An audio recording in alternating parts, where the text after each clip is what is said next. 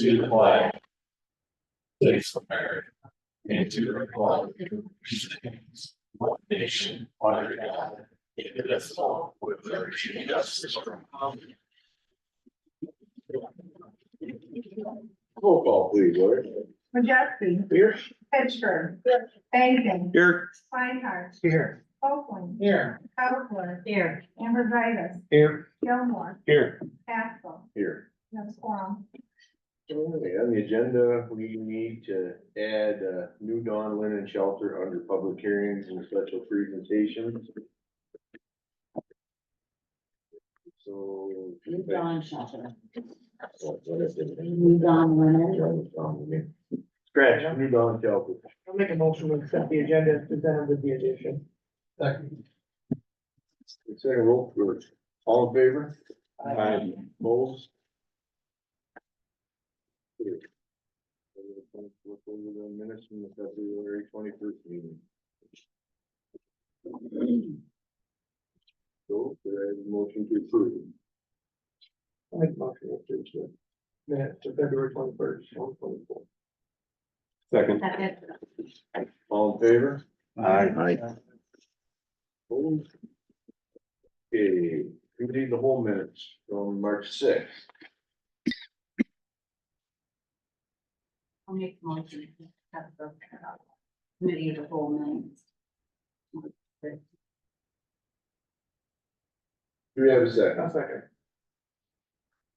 Second, all in favor? Aye. Opposed?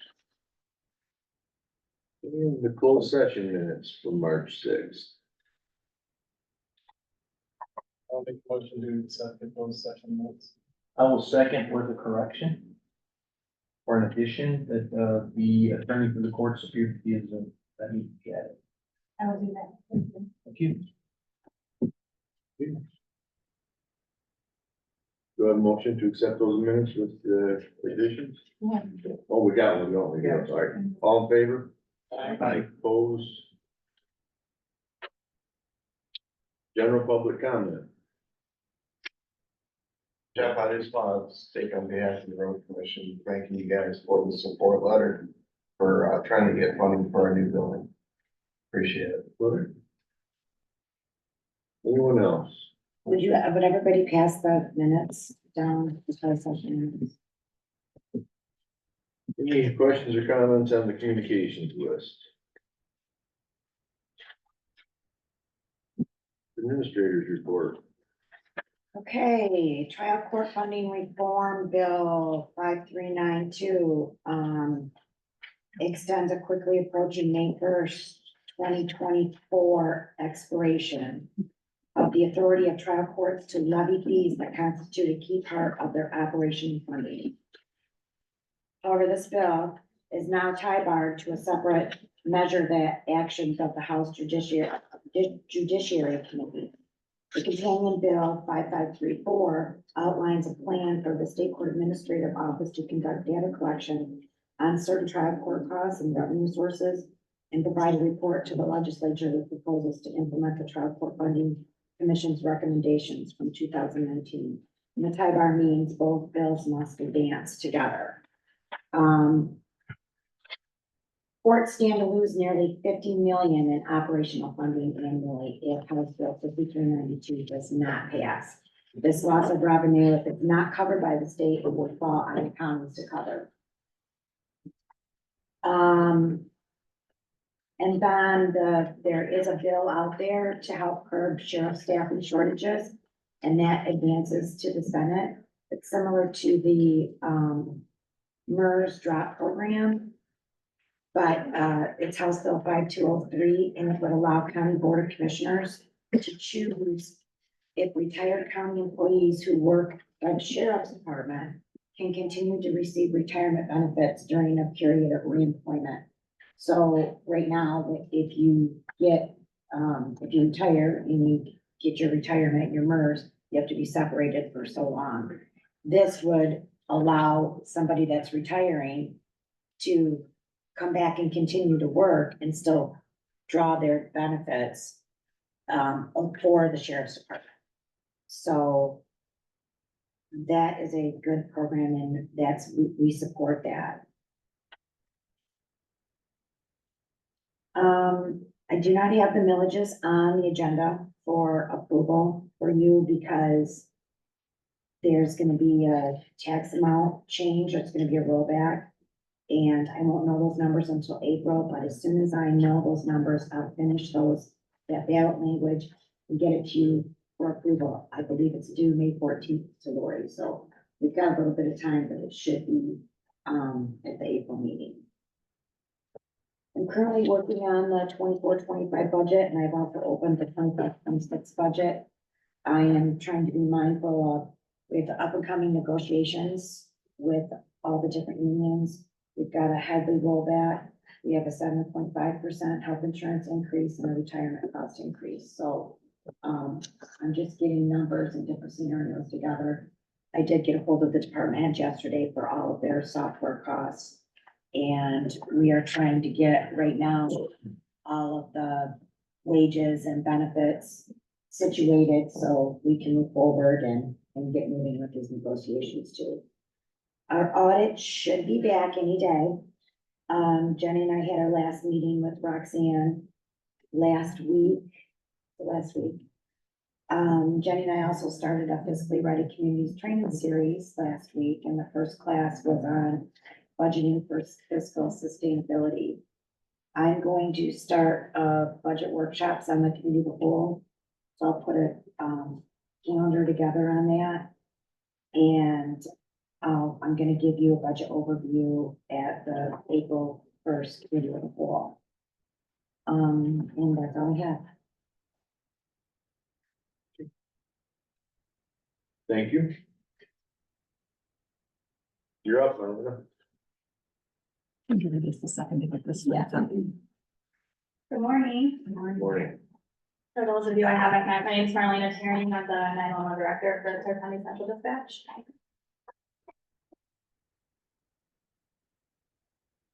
And I prepared a little bit of a slideshow. I don't want to keep you guys tied up too long, but I was asked to come in, present a little bit of information about Central Dispatch for the Board of Commissioners. Actually, a couple meetings ago, we've had to push it back a few times. So I'm here today and look forward to informing everyone a little bit more about Central Dispatch. So you go ahead with the next slide. First off, I just wanted to talk a little bit about the governance of Central Dispatch and kind of where it all started.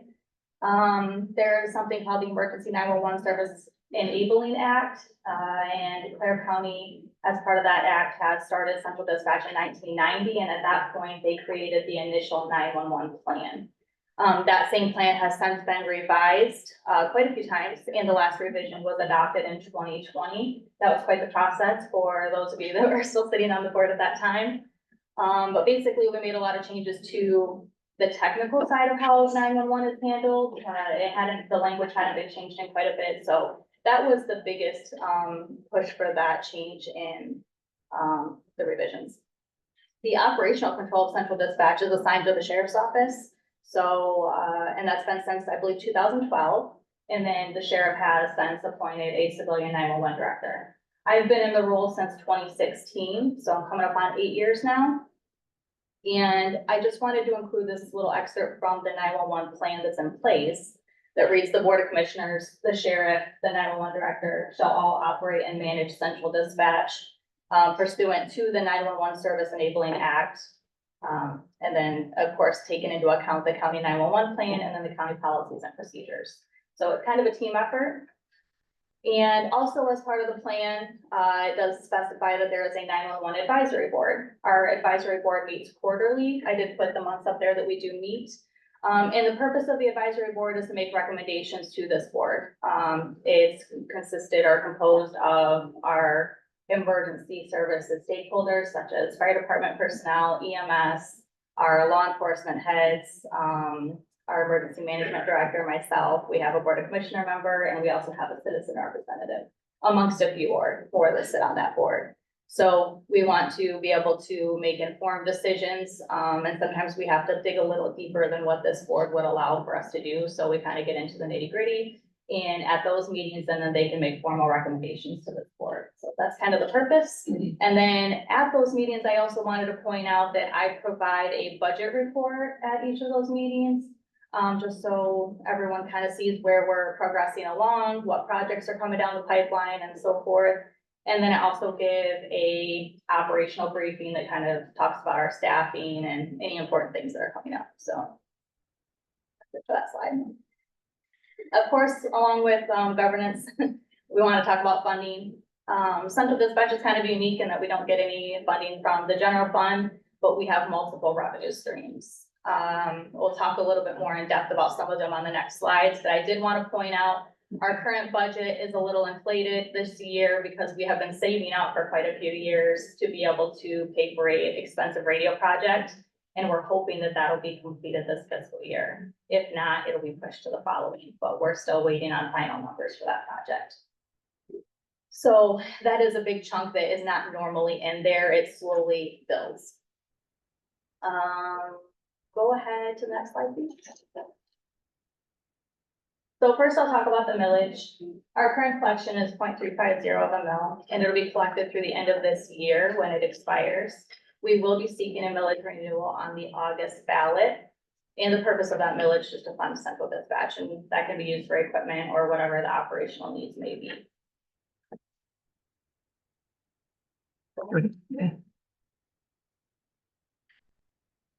And then here's where a lot of our other funding comes from, is surcharge fees. And we have two different surcharge fees that are remitted to Clare County. The first one is our local operational surcharge. And we currently collect $1.75 per month per device. And that is a device that is capable of calling 911. So that can be a little tricky determining what can do it by itself, and some things have to be Bluetooth to a cell phone. So those would not be subject to that fee. But if it can call 911 by itself, then it would be. Now, for example, I have a phone plan through Verizon that has 3 separate devices on it, so I pay that fee 3 times per month. So that's kind of how that works. The statute does allow that the local surcharge rate can be raised, but it has to be done by voter approval, and it can only go up to a $3 maximum fee. So we're sitting at the $1.75. Our last increase was approved back in 2020, but it did not take effect until July of 2021. And we've had 2 full years of that funding now. So we kind of have a better idea of what we can expect. Just to give an example, we are estimating $530,000 roughly from our local surcharge fee this year. For the state technical surcharge, the state also collects a 25-cent fee on all devices. And then that is for all what they call postpaid. That would be a phone that's on a service plan. To account for prepaid devices and minutes that are purchased, they have applied a 6% tax to that. All of that funding gets put into a pool at the state, and they take 35% of that basically off the top, and that gets used for sending training funds to counties that qualify. And then they also use it for maintaining the 911 call delivery network. So basically the PSAPs are responsible for any of the equipment once we receive the call at our dispatch center. But anything that, all of the equipment that it takes to get the call to the dispatch center is paid for by the state, if that makes sense. So they use that money to pay for that network. After they take that money, the other 65% is distributed amongst qualifying counties. And in order to qualify, you have to have that 911 plan. So that's kind of how they tied, and they got everyone to build those 911 plans way back in, you know, when it all started. They tied it to money. So I mean, do you want to know how that's further broken down? I don't want to get too much into it, but I can give a little bit more information. 40% of that 65% is equally distributed amongst the states of Michigan, or the counties of Michigan. And then the remaining 60% is distributed on a per capita basis. So every county doesn't get the same amount of funding. It's based off the population as well. And important to note that our surcharge funds, we collect them after the fact. So when they're collected in, say, first quarter, we don't actually receive that funding until the next quarter. And so once our budget fiscal year is done, we're still collecting funds well into November and December. So we're kind of always playing catch up. It kind of looks like we don't have all of our money in our budget, but it's coming, and then it all gets fixed at the end. But it's been helpful having that beginning fund balance because it kind of carries us through for that first quarter of the year especially, because otherwise we would be showing in the negative, and we have in years past until we had built up that fund balance to kind of carry us through. So, and then for all surcharge funding, there is an allowable and disallowable list that we have to follow, and it is audited by the state. All of our expenses, it has to be directly attributable to 911 expenses or expenses relating to our dispatching of emergency responders. So it's very protected, and we have to be very careful about what we're spending it on. So that's really important to point out. Both one, not just the state, it's both local. and Correct, state. local, yeah, all surcharge fees are treated the same, whether, no matter which fund they're coming out of. So, moving on to our breakdown of expenses, this again is gonna look a little different year to year because it's gonna be depending on what projects we have. I mentioned we had the really expensive radio project coming out, so that's a big part of our purchases this year. Recurring expenses are things like subscriptions and the other category is gonna be things like training, travel, lodging, those types of expenses that don't fall into one of the other categories. Of course, our biggest is always gonna be our personnel wages and benefits. And overtime was included in that as well. So that's really all I have unless anyone has any questions about this slide or wants any further breakdown. Okay. Moving on to staffing, our full staffing is 11 employees. We have myself as the director, we're supposed to have 2 supervisors and then 8 full-time dispatchers. We are a 24/7, 365 agency, so we are open around the clock. There's a minimal staffing level of 2 in the room at all times. So there's occasionally where we might have a third dispatcher on, like the supervisor might be in there or myself might be in there, but we have to have 2 at all times. So that does, and we operate at that level. So anytime someone takes a day off, we have to fill it. So there's always overtime for that reason. Currently we have 10, including myself, that are fully trained dispatchers, and we do have 1 new employee that'll be starting at the end of the month. We're excited to have another one join us. I, at this point, would like to point out, it takes 4 to 6 months to train a dispatcher before they can start covering a shift to where they are providing relief to the dispatch center. And that's a really long time. And if they don't make it through the training program, then we're starting all the way over from scratch. It's happened. On average, only 50% of new hires successfully make it through the training program. And that's not just here, that's pretty much the standard. At all of my conferences I go to, it's just the truth.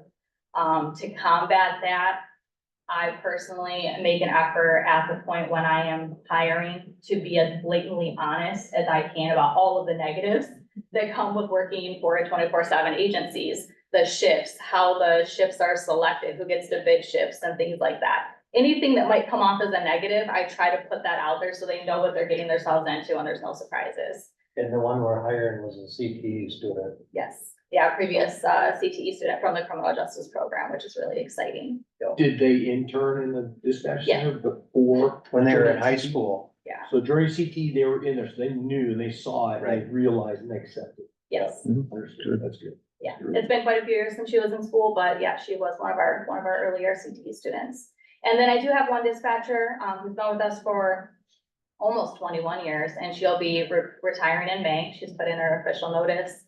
So that'll be resulting in a second dispatcher in training, come May.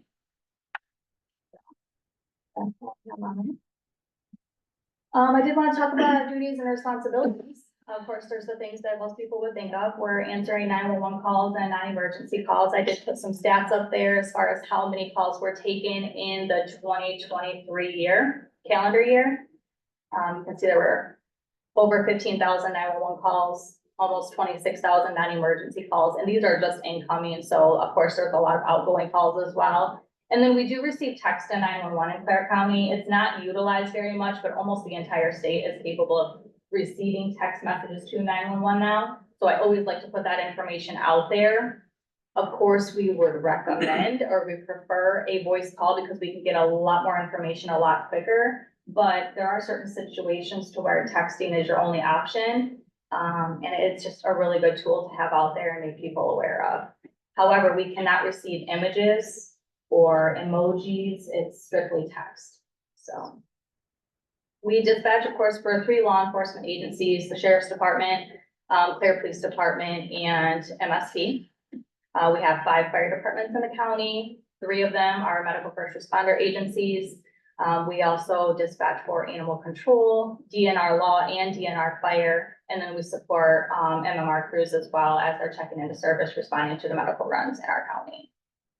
And then at that point, we continue to monitor all of the active incidents as they're still playing out while deputies or responders are en route, or after they checked on scene, we're performing lean checks to make sure that, if there's any warrants, probation orders, any of that stuff out there, we're making sure, at least we try to make our best effort that they know that before they make contact with someone on scene. It's just an officer safety issue. We're also checking our CAD history, and just to kind of give an idea of what CAD is, that's the program we use to load all of our information and make it visible to the officers. So it's also the same system that they use to write their police reports from, for the Sheriff's Department. So when we're checking CAD history, there's information in there from the early 90s still. So we can see by looking at an address, what kind of complaint history we've had there in the past or who we've had contact with. And that just helps make everything a little more safe for whoever is responding out there. And then just put a stat on there about how many incidents we logged in 2023. It was over 35,000. And that is including both calls for service from the public as well as officer initiated. So like traffic stops and property checks, things of that nature are also included in that number. And then some of the things that some people are surprised to know that we do. Central Dispatch does handle the entry, modification, and cancellation of all of the court orders that originate in this building. So examples of those are warrants, bond conditions, probation orders, personal protection orders, things of that nature. We are responsible for entering all of that information into the Lean network, which then makes it visible to all of the law enforcement agencies to be able to view. That is quite a heavy lift, and it is time consuming at times, but it's not continuous. It just kind of comes in spurts, and the dispatchers do that primarily during the days. We also handle criminal history requests for all of the law enforcement, the prosecutor's office, and district court probation sends them over as well. That goes right in with the Lean work again. And then we're also handling any type of support that any of the responders need. That might be tow companies, utility companies, all of the road commission, MDOT, DPW, railways, or anything else that they might need. It might be contacting key holders for whatever business we're dealing with or anything of that nature. So there's a lot more to it than just answering the call and sending help. There's a lot of other stuff that's going on in the background or at the same time. And you don't really know until you get to experience it in person. So, and then of course, some of the challenges that are facing, not just, some of these are specific to our dispatch centers, some of them are facing 911 as a whole. And of course, at the top of the list is going to be staffing. And I think that's something everybody is hearing. But recruiting talented people, training them, getting them through that training process of 4 to 6 months, and then getting them to stick around. There's a lot that goes into it, and there's no right answer or, simple solving that problem, but we're still always trying to look at better ways of doing it. The stability of our current county network and infrastructure brings a lot of stress to my staff. We're working with IT Right and our local IT to fix some of those issues. But we've had a lot of outages where we don't have access to that CAD program that I was speaking of, that it's literally the heartbeat of what we do. We log everything in it, and trying to save people's lives and get people to where they need to go when we're working off paper and pencil is very frustrating. So that's something that, we're working on. Outages are, some of those are outside of our control, or outside vendors. Our phones sometimes go down, cellular towers, fiber connections. These are things that we can't really control, but of course they're going to add stress because we don't have access to the tools that we normally have on a daily basis. And then keeping up with new technology, it's constantly evolving and we're always behind the ball. So, there's always new apps that promise to do cool new things, and in 911, someone has to pay for that on the back end. So we're always trying to play catch up, and then keeping up with all of these cool new toys or tools in the toolbox can be challenging because there's just so much that you can do. And sometimes you just don't have the time to do it with what's going on. So uncooperative callers is always going to be a challenge for us. And I think that's just anywhere. There's people who just want help now and they don't want to answer the questions that we need the answers to. in order to be able to send help. Sometimes just getting a location is very difficult from some people because they're like, you know, well, you should know where I am. Well, sometimes that's the case. Sometimes we can get close, but unless you're outside, we're not gonna know where you are. And then there's the community's increased need for some help. And that can be a variety of different things, but just having less resources available. So it can be, you know, mental health crises, or it could be, you know, not having enough ambulances, or not having enough police officers to respond at that particular time because we're just very busy. Things of that nature. So those are just kind of some of our unique challenges.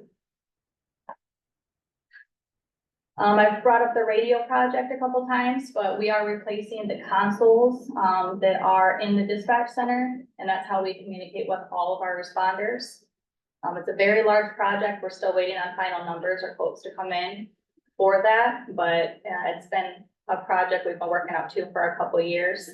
And as part of that, we are going to be adding radio equipment at our backup dispatch site, which is located at Clear Police Department. And some Chief of that- Scott has done a very nice job for us down there. Yes, he's been very supportive and doing everything he can to make the transition easier, and he is all for having us down there and working whenever we need it, and offering an office space for us to utilize. Because we've never had that radio equipment down there, there's a lot of work that has to be done kind of from the ground up, and a lot of networking between this location where a lot of our equipment is held and the connections down to the police department. So that's kind of why, I know a big part of why we're still waiting on numbers for that project, because we made it a little bit harder by throwing this piece of the puzzle in there.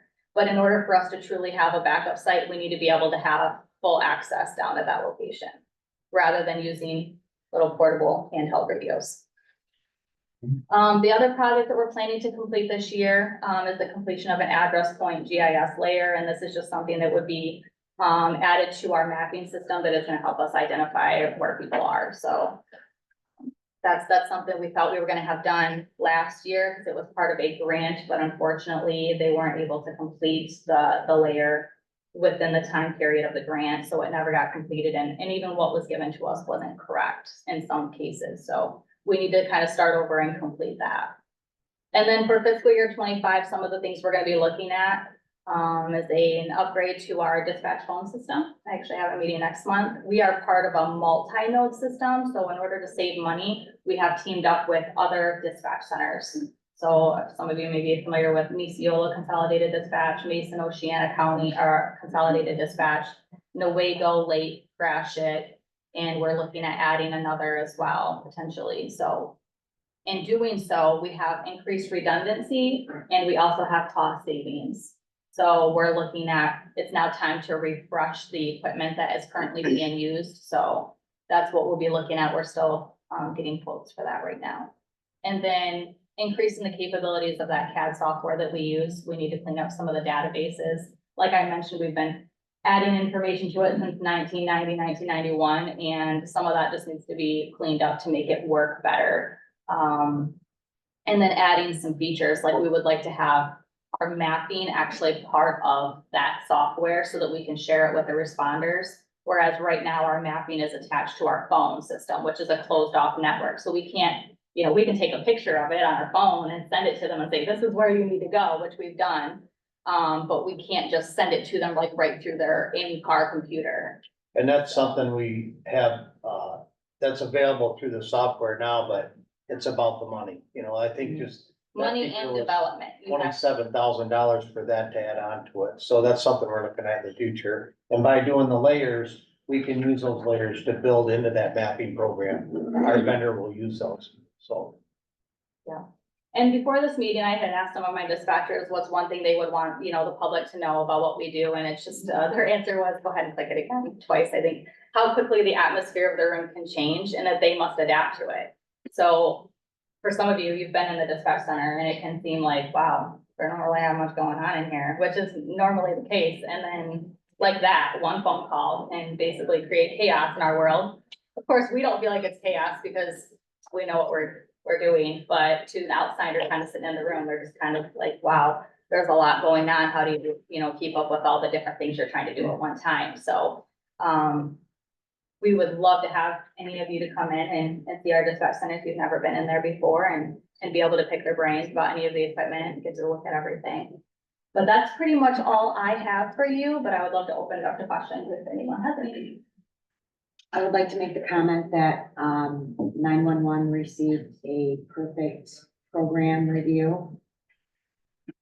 Yeah, so it was last year, we had, we went through what's called a compliance review, and it's done by the state 911 committee. And they send a committee group to our dispatch center, they talk to our staff, our partners in emergency services. And they also, you know, look over all of our expenditures, things of that nature. And, you know, they just look to see, make sure that we're doing everything kind of, with the best practices guidelines. And they said that we were being fiscally responsible and we were in compliance, you know, as far as they were concerned with all of the things that they were looking at. So that was, I believe in 2023 that we got that review. Good job. Thank You you. mentioned that CAD software, you're having problems with it. How often does that cause you to not be able to respond? It never makes it to where we can't respond.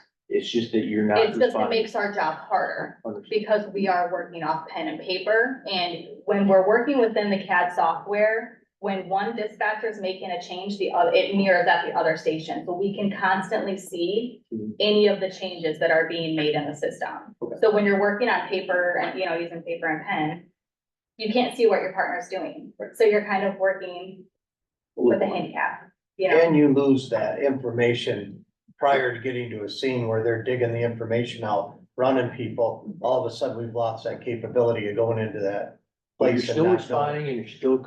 Absolutely. We're I just still wanna make- doing the make job. that- It is Right. possible to do the job. Absolutely. It just makes it a little bit harder for us, and it adds stress on an already stressful position. And you're working on it with us. Yes, it has already gotten better. We've been working with IT, right? What was happening was, a lot of times there was some type of update or reboot that was happening at like 2 AM on a certain day of the month. And it just kept taking us down, and then they would bring it back up, but then it would go down again, and it was, you know, just a never ending Or a cycle. truck cuts a fiber line down That Burger happens as King, well. shut it Yeah. all of it out. Right. Yeah. So you're prioritized for any IT right or, support from the IT department. You're Yes. prioritized number one. Yeah, right. Yes, we have a good working relationship with them. Josh does a good job for us. But the priority of Yeah. repairs goes directly to you guys. Absolutely, when there's As a type of that 24/7, outage, yes. 24/7, we can call Okay, thank you. Last summer, I was in Wexford County's dispatch center when a call come in that an Amish buggy full of kids had been hit by a truck. And you can't believe, and if you hadn't seen it, the intensity of that time. Those, I don't know how you guys do it. I really don't. Well, it's good training. Good training and good resources. I think you do an excellent job. Thank you. All right, if there's nothing else, I appreciate you letting me talk to you all today and take up so much time. Thank you so much. Maria. Thanks, John.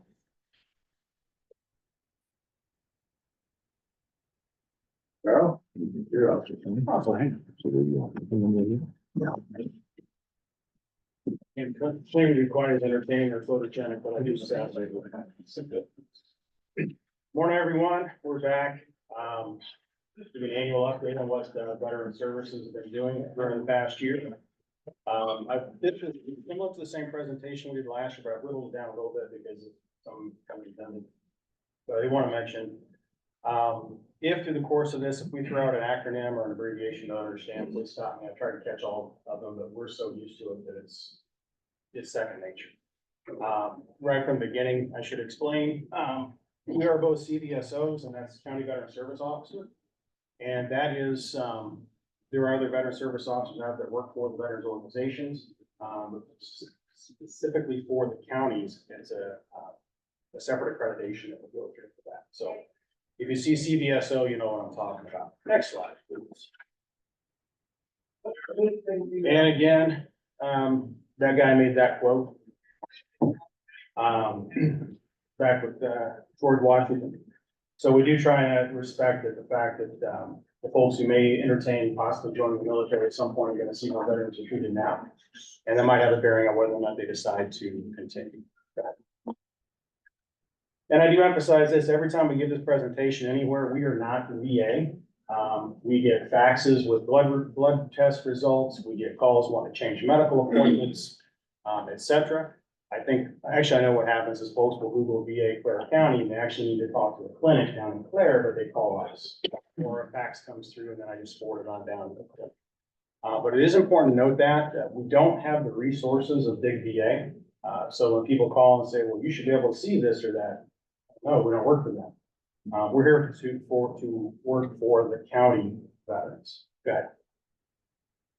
That's basically what we do. Once again, assist veterans and their families with claims, not only for disability and pension, which we'll talk about in a minute, but also any emergency grants, records requests, things like that, that come under our purview. We do try to, as roundabout in the community, let people know that we are kind of a central point to start. Even if it is something that comes and they actually want the VA, we can refer them to the appropriate agency at that point. And then we work obviously closely with all the national chartered veterans organizations as well, such as American Legion and VFW. So types of claims. Just want to point out a couple. Disability compensation and pension are probably the two that most people are familiar with. Disability compensation essentially is workers' comp for veterans. So if a veteran, while they're on active duty, got sick, got hurt, in some way, shape, or form, the VA is not obligated, but they are going to look at how that affects their future employability.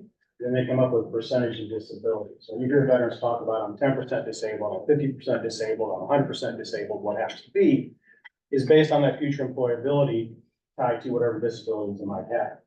I would mention, because I do get this comment fairly often, is the vast majority of the disabilities are invisible. So just because someone, has that and you look at them and think, well, you're not missing a leg, you're not missing, or how can you be disabled? Most of them are invisible. But rest assured, the VA has vetted those and they've gone through the appropriate medical exams to make sure those are appropriate. Pension is tied to very low income veterans. So there is a veterans pension program out there. This is separate from a military pension, whereas if someone served long enough to retire from the branch of service, that's an entirely different program. But pension plus the aid and attendance, those also apply to survivors. If the veteran met certain criteria and a surviving spouse, we get quite a bit of the elderly spouses now in a nursing home. If the veteran served during the wartime era, then there potentially could be benefits to help cover some of the costs of the nursing home care or assisted living as well. Dependency indemnity compensation, I will call that DIC from now on. Again, for spouse support. So if the veteran dies on active duty, if the veteran dies of a service-connected condition, that spouse then could be eligible potentially for a stipend for the rest of their life as well. Unemployability, if a veteran has been ruled by the VA that because of their service-connected disabilities, they are unable to maintain gainful employment, then they are considered 100% disabled for pay purposes at that point, and they will be paid accordingly. The catch to that, of course, is since the VA and the IRS and Social Security are all kind of tied together, if they see a W-2 come across, they're going to question, okay, well, you said you weren't able to work, what's going on? And the veteran will have to respond to that. Otherwise, they can take that unemployability away. Vocational rehabilitation has been renamed, but essentially it's for disabled veterans. The VA will pay for them to go back to school, learn a new skill, whatever that might be that they're eligible for and interested in doing. And people. So whether it's going back to college, whether it's getting a trade certificate, whatever that might be, that's what the program is designed for. And the burial allowance is a one-time fee for a disabled veteran's family. This one does not have to be a spouse, but whoever is helping to pay for the final expenses. And the only requirement is the veteran had to have been service connected for something. And then the VA will pay a certain amount toward that funeral. So, shucks, Jody, I sent you the older presentation. So let me bring you up to speed on the money. Fiscal year 21 wasn't bad. We got that up, but what we do have for fiscal year 22, which is the most recent figures available. And by the way, the Veterans Administration estimates we have 2,825 veterans in Clare County. It's not that the veterans necessarily wave their hands say they live here. It's based on how many people are in the county and roughly how many veterans per percentage nationwide, they just apply that percentage to our census. So that's where that 28.25 comes up to. In fiscal year 22, the county, veterans in the county received a total of $19.7 million. Now, we're not naive, those are still tax dollars, I get it, it's our money coming back, but every dollar that comes back to that veteran's pocket, the vast majority is gonna be spent right here, whether it's property taxes, food, whatever happens to be, is gonna be spent locally. So our goal, and this really is our only benchmark each year, is to get that number up. Because that means that much more money is coming back to the county that can help benefit the county as a whole. And as I mentioned last year, it's nothing that's gonna show up on Jenny's annual budget, but those are real dollars that can be spent here. We have come up since fiscal year 19, actually since 18, we were at 12.4 million. We've come up over $5 million, or actually over $7 million in the past 5 years. So that's gonna tie into the outreach I'll talk about in a minute. But that's what drives what we do, is get that number up as much as possible. That means that many more veterans are now getting those benefits because they were hurt or were injured or got sick on active duty. So that's where those numbers are coming. Okay, next please. Other assistance, we can request discharge documents if a veteran or a family member needs one. We do get that every so often if a dependent, if a son maybe wants to join the American Legion Auxiliary, for example, they have to prove the dad was a veteran. We can hopefully find those documents. Military records, we'll go run those through the National Archives if folks need those so they can file claims. We always coordinate with other veterans resources. We sat in a meeting yesterday with a regional committee that encompasses 9 counties in this area. And basically it's just a pool of resources. So if you have a veteran that needs a specific need, we can point you to the right place, whether it's Hopewell Ranch down in Isabella County for equine therapy. I'm not a horse person, sorry. For horse therapy. Walleyes for warriors, if someone, fishing is their thing, to help them get through, then that's another resource, but there are many, many resources out there. And my biggest challenge in starting this job is finding all of those and then bringing them together so we can get the right veteran matched with the right resource at the right time. So collaborating with our fellow counties makes that a whole lot easier, just like any other agency. Veteran medical transportation, Alicia, I'll let her take that. We do participate as a team member for Veterans Treatment Court. Enrollment in VA healthcare, we don't do the healthcare, obviously, but we can help veterans get enrolled. And I do want to mention, in case this has come across your news feed, back on March 5th, the president signed an executive order greatly expanding VA medical care to veterans who were exposed to toxins, not only overseas, but also stateside. And this includes workplace toxins. So, veteran was a mechanic, worked years ago, brake pads, for example, used to have benzene, which is a known carcinogen. They can get medical care for that. This is the largest expansion in VA healthcare ever. So, if you have veterans that are suddenly think they might be eligible, then get in contact with us. We'll get their enrollment sent over to Saginaw, the medical center there will vet them and then get them started on medical care. So I just wanted to point that out. And then, emergency financial grants, we'll talk about that a little bit more in just a minute. Okay. So Veterans Transportation Network, this is my opportunity to shut up and let Alicia talk. So the transportation that we offer, it is at no cost to the veteran. They call me, let me know when their appointment is, what time it is, where they're being picked up. We pick up in 5 counties, 4 counties, 5 locations though, 5 pickup locations. And so we cover Clare, Isabella, Gladwin, and Midland counties. To make sure that they get to and from their VA medical appointments. This could be Saginaw, Detroit, Ann Arbor, Battle Creek, or anywhere that the VA sends them. We have went as far as Traverse City, down to Grand Rapids. It just depends on where they get sent.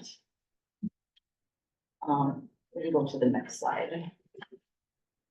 So we currently have 6 volunteer drivers and 2 vehicles that were paid for by donation and matching grants from the DAV. The amount of veterans that we have transported, last year we were at 196. In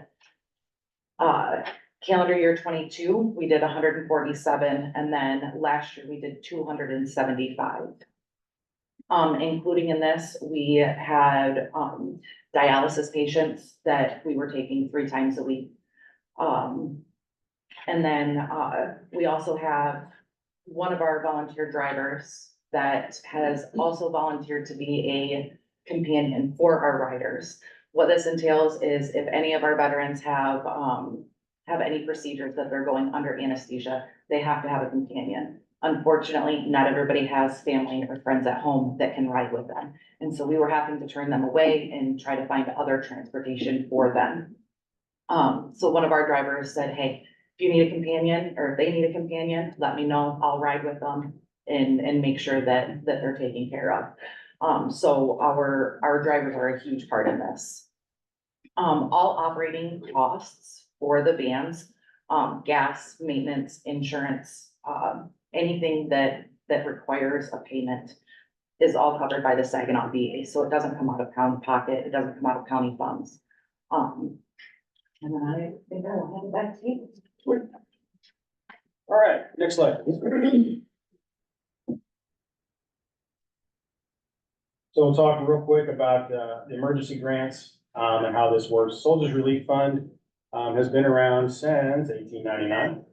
We do have a 3 veteran committee that are approved by the board, and they serve 4-year terms, and they consider all the requests that come through. Veterans can only apply once a year. We do watch very carefully for frequent flyers that, well, didn't help me last year. Well, see what it is. Anyway, the veterans do need to request assistance through other agencies before they come to us, typically DHHS, maybe Mid-Michigan Community Action Agency. Part of the reason is they have deeper pockets, but also they have some other programs available that we may not be able to make privy to. So we want to make sure they go through all the appropriate steps before they come to us. Most recently, in the past couple of months, we approved a veteran for a new transmission for his vehicle. So he can transport his wife back and forth to medical appointments. And also for a veteran whose wood stove chimney was leaking. So we're paid to have that repaired so she could have, safe heat in the home. Veterans Trust Fund, very similar, except this is paid for through the state. Michigan Veterans Affairs Agency has a lot of money to work with. So we also have a veteran committee that meets and reviews any applications. The local committee can approve up to $3,500. Anything above that needs to be sent down. It'll have to be sent down to the Board of Trustees in Lansing. We just had one approved, for example, for a veteran who got a new well. And that cost that we've done on the Soldiers Relief would have taken almost our entire annual budget. So anything of that magnitude, we're going to send down to the state to cover.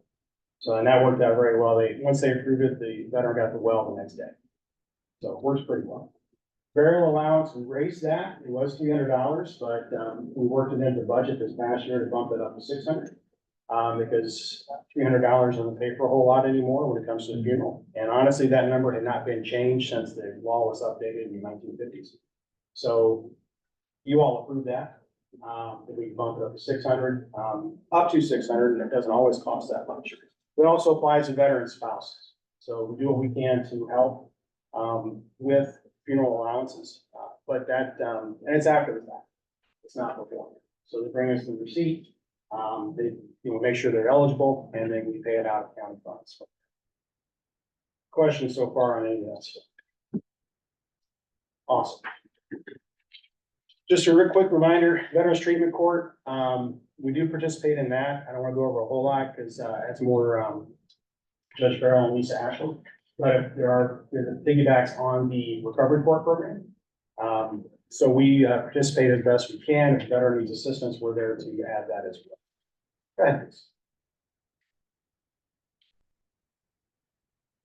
So we are affiliated and accredited with not only are the state associations, so I'm going to talk about MACVC and NACVSO here in a minute. Those are the state and national associations plus the NVAA. But the accreditations we carry with the Legion, the VFW, the Vietnam Veterans of America, the Disabled American Veterans allow us to work with veterans who have filed claims through those particular agencies. We can see their claims, start working with them as well. So that's why those accreditations are important. And they're not easy to get. Next slide, please. Okay, so Because the two slides that I thought I'd included didn't make it in here. Let's talk about what happened in 2023.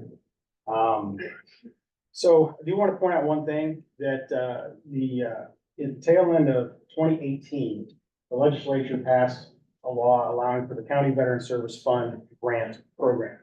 So these grants are paid out to the counties on a per capita basis based on the number of veterans in the county.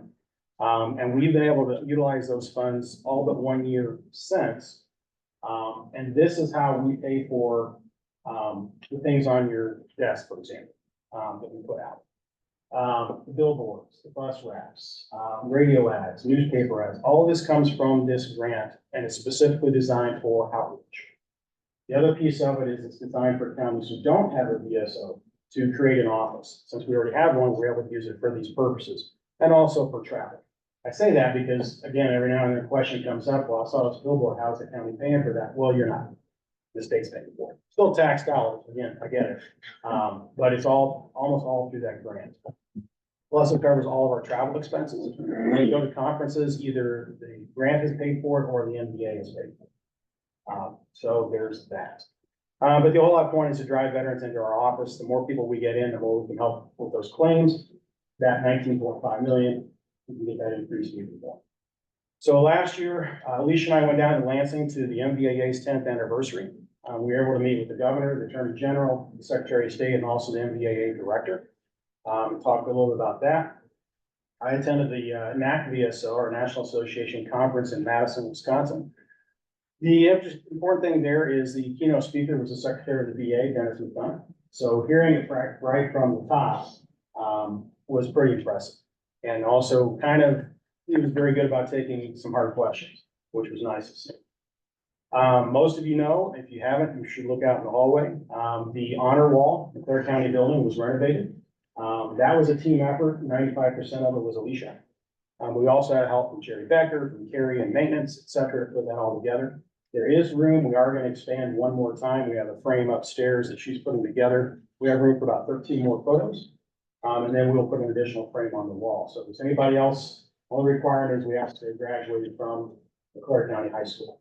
If anyone else has photos, please get them to Alicia. We will add them to the wall. Just need to know where they graduated from and the branch of service. Last year, we held the first ever Mid-Michigan Veterans Benefits Fair.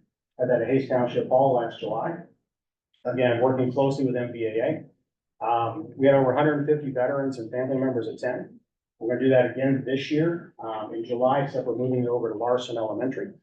More information to follow on that, but Larson, basically their gym's a little bit bigger and the parking's a little bit easier to work with. So the school system has offered that to us at no cost, so we're definitely gonna take it. Alicia completed the accreditation training through the VA. That was an over week-long class in order to file federal claims. And that's crucial so that at this point now, she can do anything I can do. So if I'm out of the office, so for example, every Wednesday I work out of the Clare Clinic. Because that's where the veterans are. So they can meet with me there. And then she's here if a veteran comes in and needs some assistance during the day. We did also host, along with Saginaw VA, we did host there's a PACT Act seminar. PACT Act, spell it out, the promise to address comprehensive toxins. Now I can say PACT Act. Which greatly expanded not only disability eligibility, but also healthcare for toxic exposures for veterans, burn pit exposures, additional items from Vietnam, as well as stateside. We hope participate in that as well as a PTSD seminar over at the Harrison VFW. And what else? We attended the MACVC at a fall conference in Tawas City, and Judge Farrell was kind enough to come over and present to our entire association on veterans treatment courts. And he mentioned later that he had several calls from counties wanting to start veterans treatment courts in their counties as well. So that was a positive. I completed our national advanced appeals course. That's going to be very helpful. We have next week our first appearance in front of the Board of Veterans Appeals virtually. We have a veteran coming in who's 4 years for the hearing. So we'll meet with him to get everything lined up so that we can meet with the law judge over virtual and hopefully get his claim granted. We attended the MVAA Leadership Summit in Traverse City, and there was also MVAA Veterans Coalition Conference in Gaylord. One of the fun things we did is we were asked to present a Veterans Day presentation at Larson Elementary to the fifth graders. Got a kick out of that. Try to explain what Space Force does, and it's really hard to come up with a picture of what Space Force does. Other than a couple of guys sitting at a computer, best we can do. But they are a part of us now, so we want to make sure we cover that. Kids seem to get a lot of good questions, out of that as well. You want to talk about the holiday baskets right quick? Yeah, the holiday gift baskets, I usually start this in October, beginning of November. And we put out a countywide email, to all of the departments. We also, put it on our Facebook page and verbal word of mouth, for anybody who wanted to create a gift basket for our local veterans that are here in Clare County. We were able to do, all of our, that are on our list, they have to, the veteran themselves has to say, yes, I'm willing to accept this. So, with all of the ones that we had, all the veterans that we had, we were able to do, a gift basket for every single one of them for Thanksgiving and Christmas. And also, include all of the veterans that were at the Medi Lodge in Clare. So we had, them delivered by the sheriff's department. And we got a lot of thank yous, and it was absolutely wonderful, to be able to brighten their holidays. As a fun fact, when the sheriff's department offered to deliver those for us, we always let the veterans know that when the sheriff's van rolls up in the driveway, they're there for a drop off, not a pickup.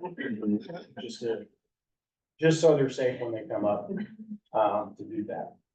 We did get our, 2 years ago, we did a lot of fundraising to replace one of our vans. We try and do that every 3 years. So when we sell our old van, we can get more money towards the next one coming up, because again, this is funded through donations. So we do have a new vehicle. Our old vehicle is a 2018 Ford Transit T150. Is now out accepting bids. It's on the web homepage for the county. On folks that want to put sealed bids on that, and then we'll open the bids April 8th. And then hopefully sell that. Again, all the proceeds from that go right into the fund to buy the next vehicle. So that works as well. A couple other things real quick that we do pretty much on an annual basis. Coming up here real quick, matter of fact, next Saturday, we'll have a table at the Vietnam Veterans Welcome Home Day, which is hosted by the Harrison American Legion Post. We will be at the Paula Purcell Health Fair over at Farwell High School, on April 20th, just like we did last year. We did participate at the Wexford County Veterans Expo back last August. I'm not sure we'll do that again, just because it's a little bit far, to get Clare County veterans to come see us. Obviously, in conjunction with Veterans Freedom Park, hosted the Memorial Day ceremony, Veterans Day ceremonies as well. And now it's gonna be the 13th annual Freedom 5K run walks coming up on April 27th. It's always the last Saturday of the month to coincide, since it's in memory of Specialist Robert Freeze, who was KIA. In Iraq, it's always to coincide with the date when he was killed in action. So that's coming up, as well. All right, last thing, and it's similar to what we've got up here. I would point out one of the stats we have. We also want to do everything we can to help prevent veteran suicide. Veteran suicide rate is 50% higher than the national average. The Veterans Crisis Line was recently renovated. It's a national crisis line at 988. Anyone can use that, but if they're a veteran, they just press 1 and they get to someone specifically for veterans. But anyone in crisis can call 988 to get connected with resources, veteran or not. The poker chips that we handed out that you have in front of you, those were designed to be passed out to veterans, hopefully keep them in their pocket. Let them know they're not alone. Crisis line is on there, as well as a couple of hopefully words of encouragement. And there is an Easter egg I'll point out. If you look very closely and you have a magnifying glass along the edge of the chip, is our office and phone. I mean, you have to have a magnifying glass, but it is there, I promise. We also have, courtesy of Saginaw VA, we also have plenty of free Venlocks for anyone that would want one. And then we obviously mentioned the Veterans Crisis Line as well. I also want to point out the coasters that we handed out were, we bought those through the Michigan State Industries, so the Michigan State Prison System. So we're able to take some of that grant money from the state and put it back to the state for those. So we're looking to get some other items through them as well. They actually do pretty good work on a lot of things. That is all I have. Any questions, comments, concerns? Thank you for everything you do for our veterans. You're welcome. All right,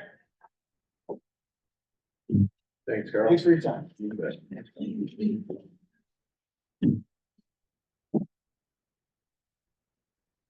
New Dawn Shelter, you're up.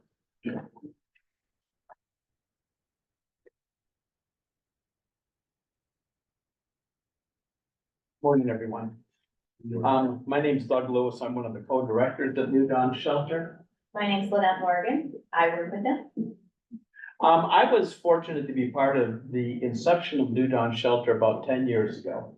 At that time, we had looked at the homeless situation that we have in our counties here and realized that oftentimes people would go to churches would put them up in a hotel for several nights, and then they would be back out on the street without their situation being changed in any way. So we began to study the options of what we can do to help the homeless population in Clare, Gladwin, and Aranac counties.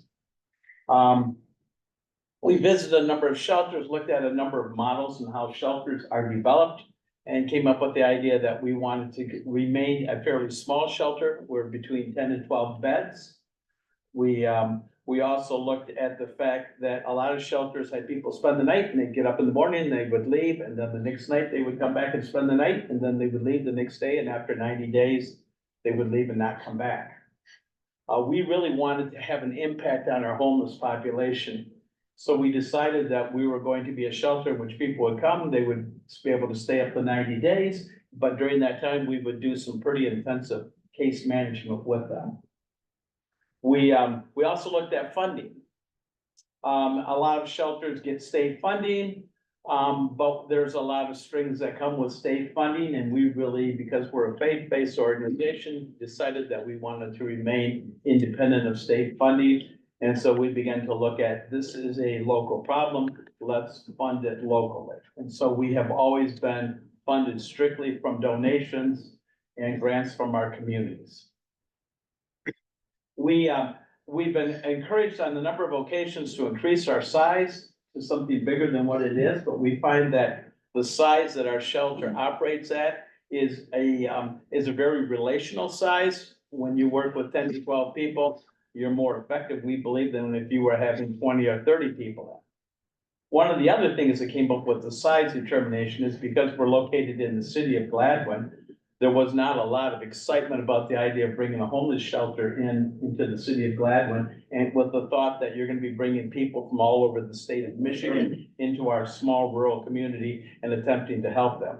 So we right away realized that we needed to limit the scope of what we could do and the size, so we agreed at our inception that we would only serve these 3 counties. And in order to come into our shelter, you have to be a person from one of our 3 counties. We deal with people oftentimes who are very transient.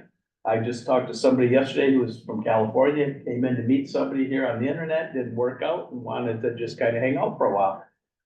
We worked to help them get back to California, which I think was probably more effective because that's where their resources all exist at. We attempted, when we first opened up, to be an emergency shelter where anybody that you dropped off could come and stay, and we quickly found out that that wasn't very effective either, because we had people who were running from the police, we had people who were drunk, we had people who were high. It was hard to have families in there when you have all those things come on, so we got very dedicated to the idea of doing some intensive checking over people before we bring them into our shelter. So we do a pretty extensive background check on people. We will check their criminal backgrounds. We will make them agree that while they're staying with us, they're gonna seek help for any type of addiction that they may be struggling with. We also tell people that case management is a must to stay at our shelter.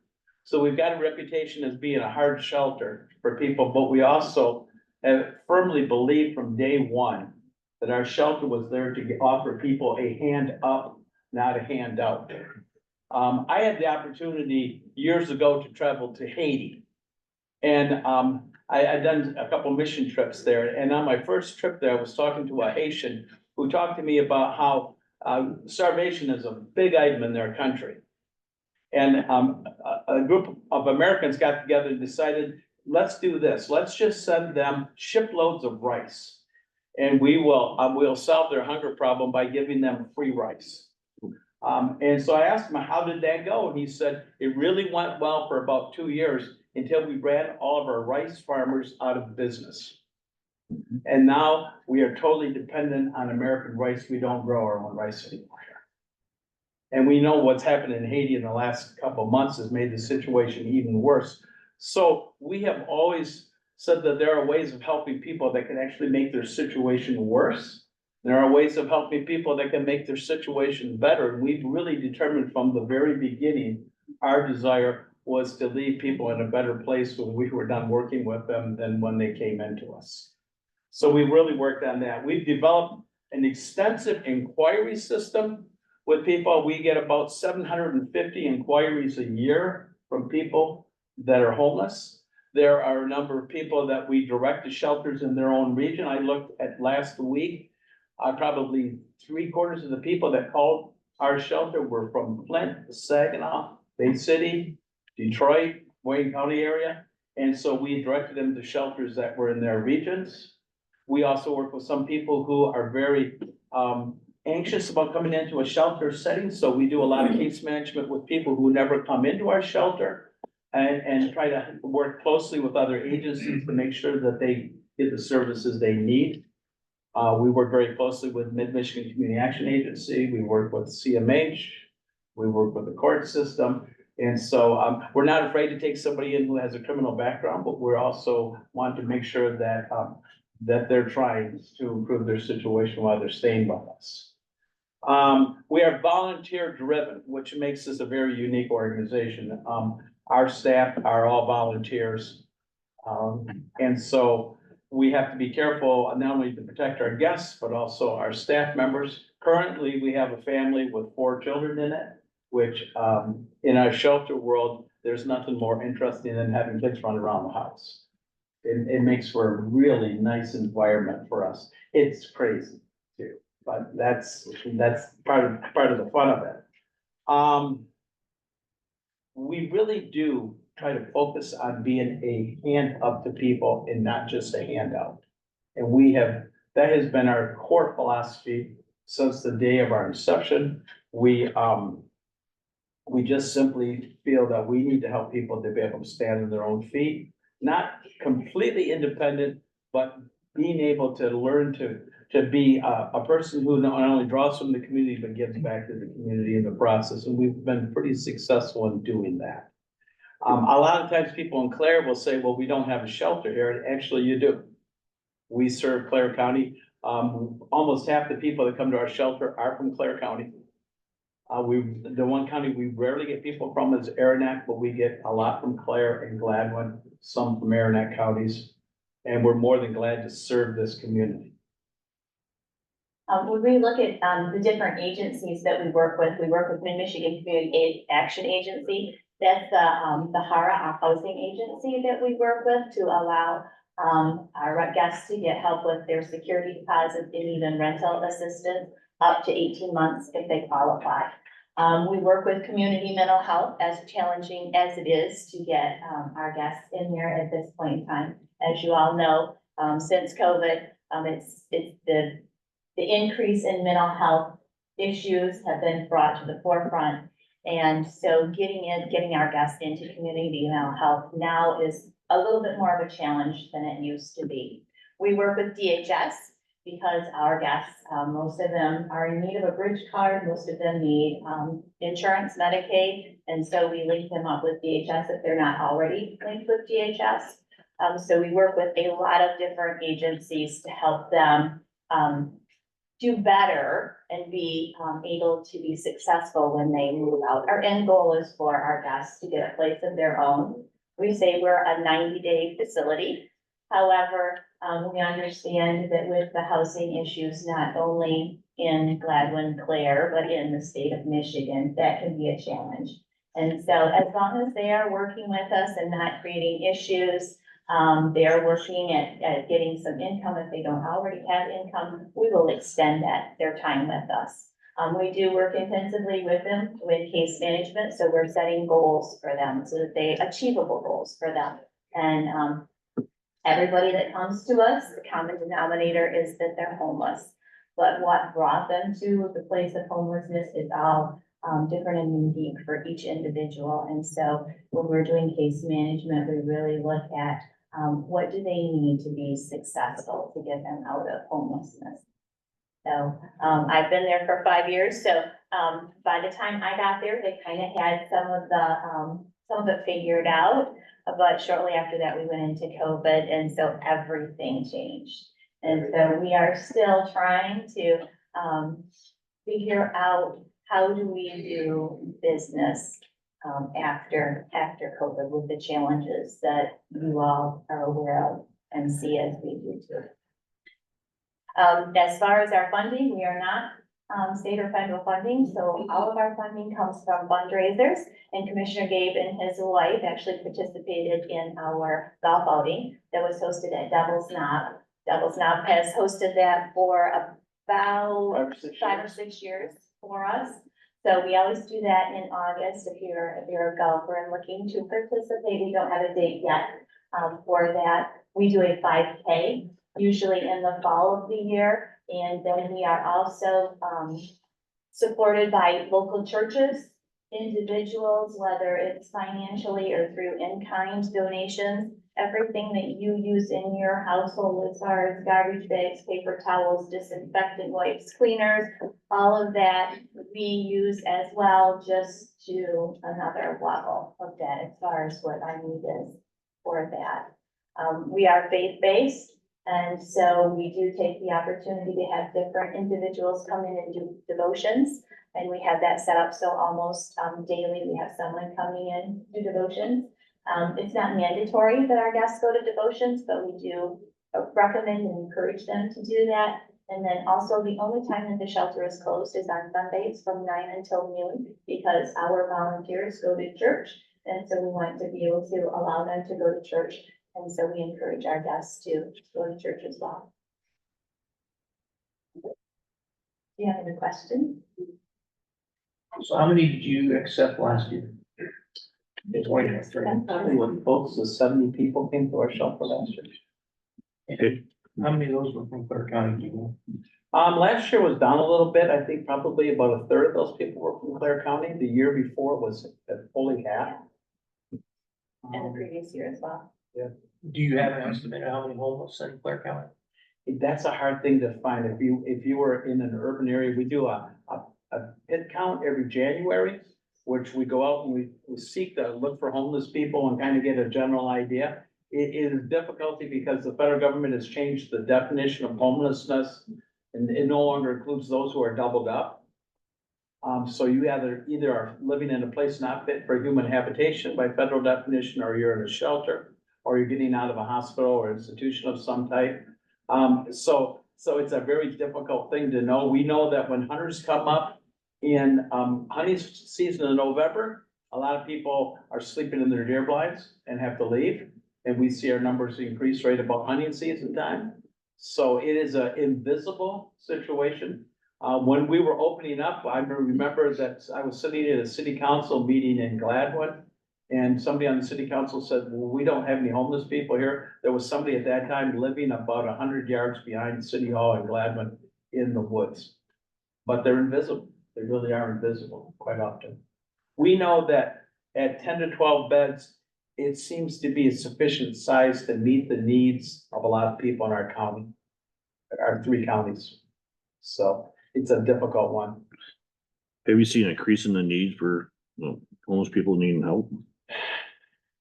I have, one of the issues that developed during COVID, unfortunately, is there was a lot of money just that was handed out to people. A lot of people were able to stay with relatives because they had a fairly nice check coming in through COVID funding. There was also a greater sense of entitlement. So, it's regular for me to have people say, I'm not gonna come to your shelter if I have to follow rules. I wanna come and go when I want, and if you don't let me do that, I'm not coming there.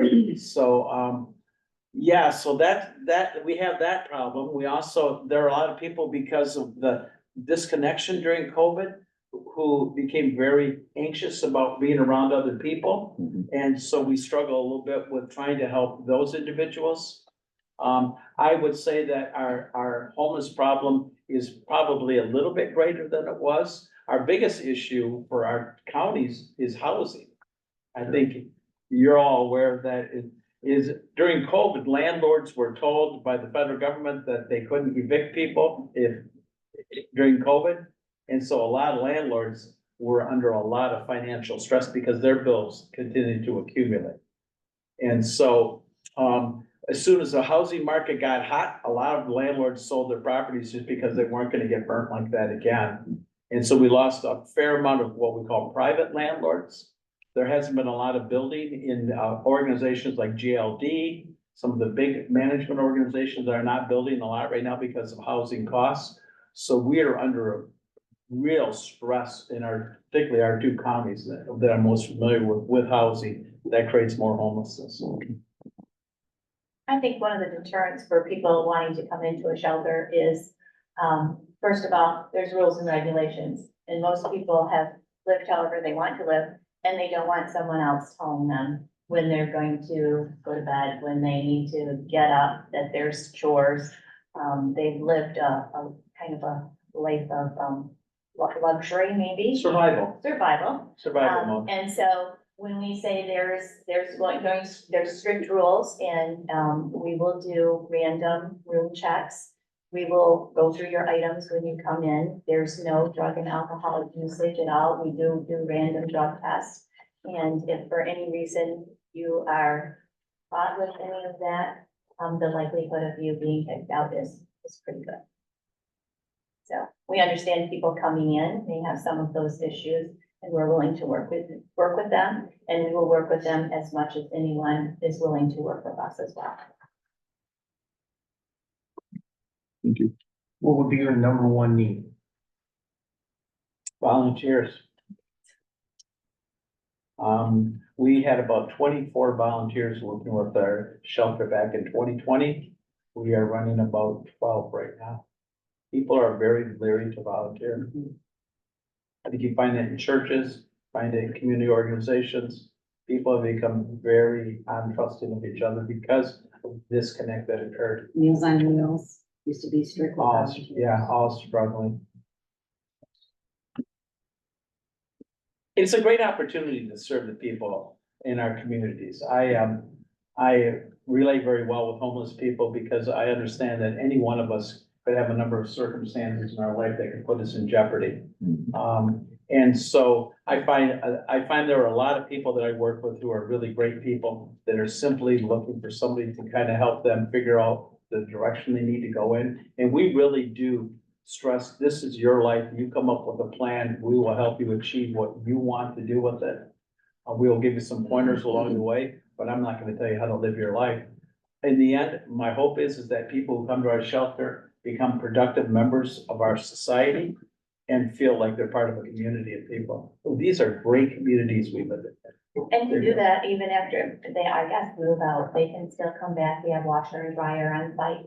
If they fall into hard times and need some food assistance, they can come back and get some food, you know, whatever we have, we're willing to continue to share with them.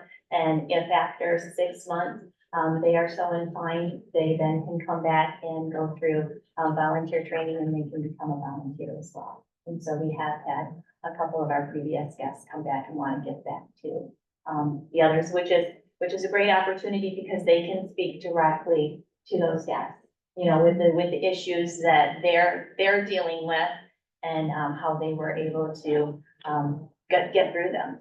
Even if it's just the daily challenge of sharing a room with somebody, because we say, everybody come in with your brokenness and your challenges, and then live together and play nicely in the sandbox.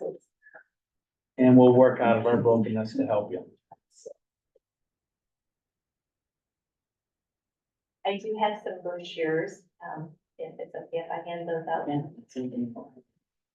As well as some business cards. And also some in-kind needs list that is always ongoing. Wonderful. So we wanted to thank you today for letting us serve this community. Clare and Gladwin counties are very unique counties. I'm a city person. My life looks like the TV show Green Acres in many ways. When my wife and I moved up here about 15 years ago. And I told my wife, I'm only moving up here because I like sleeping with you. And my wife had determined she was gonna move here. I will never leave now. I found a community of people here, and I love living here. I probably will be buried somewhere very close by where I now live. These are really nice communities. What keeps us going day to day are the little old ladies who come in and bring us a gallon of milk because they were thinking of us, and they give to us out of not their abundance, but out of their own need. And they still continue to give. And when they come in, it completely fills my tank. Both of us are from Gladwin, and so we also want to take this opportunity just to kind of get here in Clare County, because we do service Clare County, and just make you all more aware of what we have to offer, and then make some connections with you all as we move forward. Thank you. You're welcome. Thank you. Diane, will you take the health and human services motion? Make a motion to approve the MSN in and substance use disorder oversight policy advisory board intergovernmental agreement. Second. Second. Discussion. All in favor? Aye.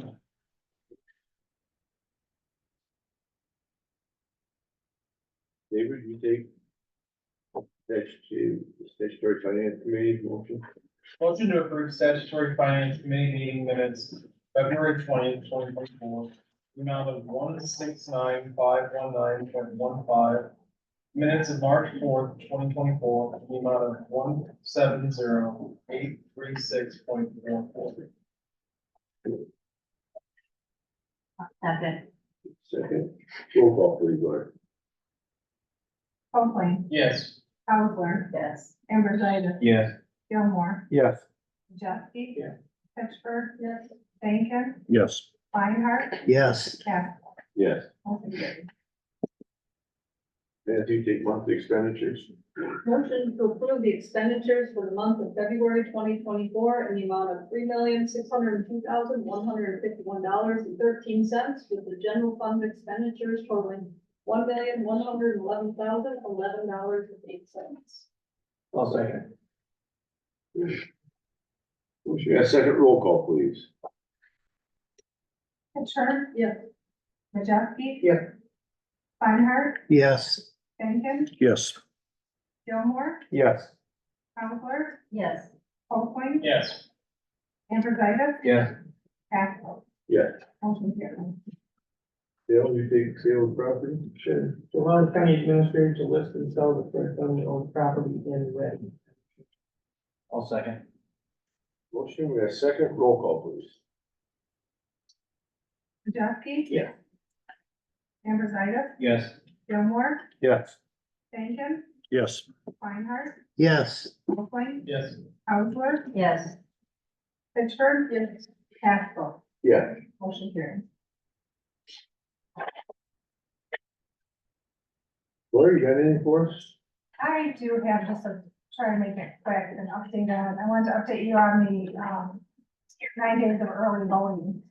I want to let you know that all of the 18 jurisdictions in our county had people come in and early vote. So we did have some resistance with the combining the precincts, and some thought that people in their district would not, absolutely would not use the service, but we had people from every jurisdiction come in and use that service.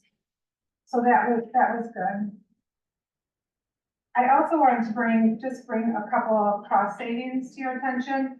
Our vendor election source They charge $2,000 a day for support during early voting.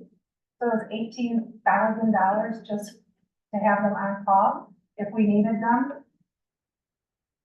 I took a risk and I didn't have the support.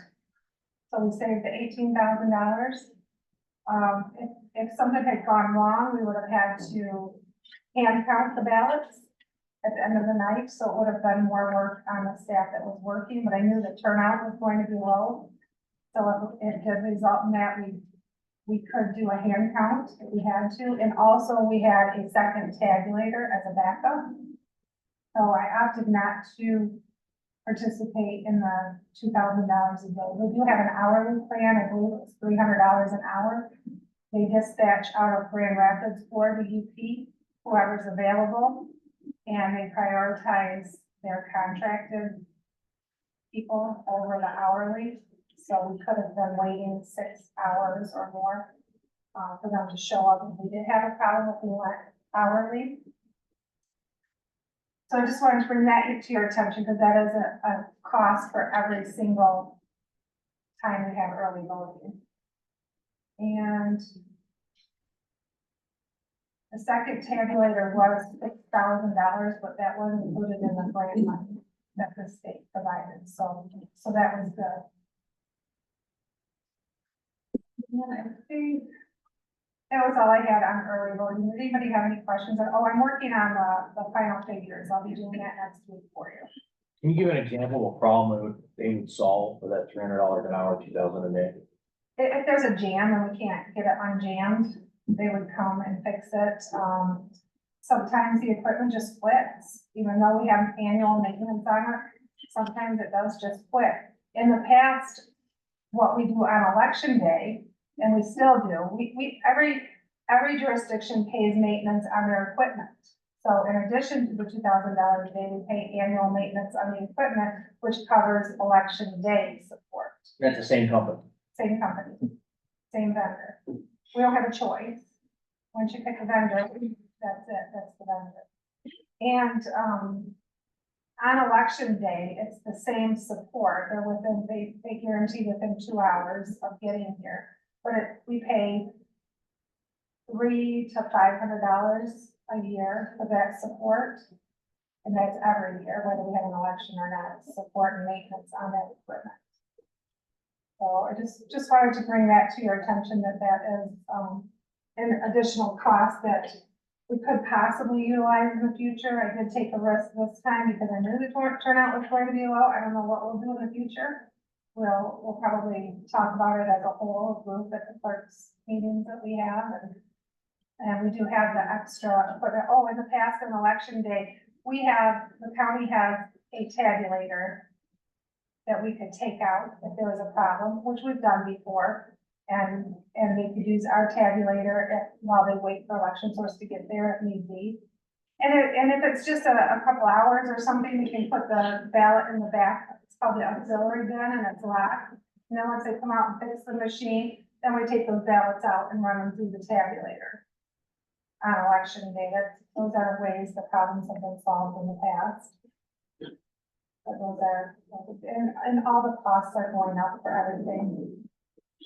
I did look into election programming and it's quite a significant cost to help alleviate some of the stress. So we're looking at all avenues and all areas of saving money.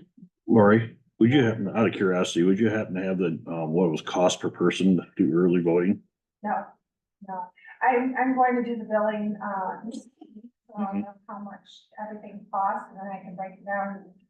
We had, I think, 170 voters come in here. Okay, would you please? I'm curious about that. Should have that at the next board meeting. Lori, we've talked about this before, but, what are the programming costs? The dollar amount, Yes. it's $495 per ballot style. This past election, we had 47 ballot styles. And I believe, I was trying to think about it this morning, I believe there's 63 or 64 different ballot styles on a November and August ballot. We currently say Yes, that right now by me doing the but program. Lori's been doing the programming. Why so many ballots on? Different school districts, different commissioner Okay, so just what's districts. on the ballot. Yeah, Right. it depends on what's on the ballot. There are a lot of different things that are involved in that. But just kind of give you a little overview of what could be coming in the future, and as you're talking to your townships, and the clerks know about these costs too, we discuss them at our annual meetings. And if a township decides, well, we're going to run our own elections now, and the county decided, okay, so maybe you have one township that went on their own, because they don't have to consolidate with us. And the county opted not to do that maintenance, then they would have to pay that $2,000 a day or $300 more on their own township if they wanted the coverage, or buy another tabulator. As well. Any other questions? Are the townships allowed to do hand count if they prefer? No, Why not? because we are obligated to do what Secretary of State says, and it's under their directive that we use the voting equipment. And I believe it is in statute that we have to use the equipment provided. So you'd have been in violation if something had happened to your tabulator? Not if it's in that situation, just to choose to not use the equipment, you can't do that. But if that is protocol, if your machine breaks down, that's how you count the votes if your electronic equipment doesn't work. No opt-out in the beginning. Anything else? I just had a fun point. The, people in my district were very peaceful. 9 days. I did that before, parking lot, and all of a sudden, Yeah, like, is this right? we had a lot of people, some were here just to try it out because they heard about it. And some were not gonna be around. So it was convenient for them, so it worked the way it was intended. I did want to talk about one other cost savings. I just happened to think, we mailed out, and I may have mentioned this to you before, we mailed out one mailing at the beginning of the year that said this is early voting is from 2 Saturdays before the election through the Sunday before the election. And we didn't put dates and times on that, because if we did that mailing before every election, the 3 elections that we have early voting this year, it's over $17,000 per election. We're required to do that now. So we did a generic mailing. It was confusing to the voters as to exactly when the early voting was, because it just said 2 Saturdays before the election. Well, you all see it, you know what it said. And we did save $34,000 by not mailing that out prior to every election. And the way we're getting around notifying the public before each election is we are putting it in the newspaper, we are putting it on social media, everywhere that we can, and posting it, and the clerks are posting that information with their public notices. So we are trying to make sure the public is notified and informed while saving money as well. Could you add a little sticker to it, you know, for the next time, just like a little sticker that says, just has times and dates on this? Well, we only send it out once. Oh, we don't send it out. No, we just sent it out at the beginning. It would have had to been bigger Oh, in yeah. the little postcard. And And then, all the dates. right, with all the dates and times, and that would have cost even more because we paid the postcard. But we did, with the help of Administrator Phelps, we did apply for and receive nonprofit mailing. Yeah, So in the future, we may be able to do the 3 mailings at a lower cost. Yeah. I'm going to see what that looks like. Because the majority of that cost, I think it was $2,000 or $3,000 in printing costs. The rest was postage. Because we have to mail to all 84 voters in Clare County. So next time it could be cheaper. We're going to. Yeah, we can only use that nonprofit mailing for election. Correct. That's it. It's we can use it. We had to provide statute. Yeah. But we got it. Thank you for that. So we're working hard on all aspects there. Anything else? Thank you. Good. Jenny? Good morning. We are in the middle of delinquent tax settlement. As you know, the 2023 taxes that your local units were collecting, they had to turn them over to us on March 1st. And so we've been working to reconcile approximately $53 million in taxes that were expected to be collected. Of that amount, $5.4 million are delinquent. That we will be buying back and giving the money up front to all of the millage entities so that they can operate for the year. And then we take that dollar amount and start collecting that. So it's about 10% delinquency, which is status quo. Since I've been here, we basically, there's a 10% delinquency and they just have to start paying at our office. The 5.4 million that is delinquent, we've already collected 350,000 of it. Starting March 1st, our program allows us to accept what we call pre-settlement payments. And there are people anxiously waiting on the first to pay it at the county, whether it's just the time when they had the funds or we accept credit cards and some of the local units don't. So they just come to our office to pay.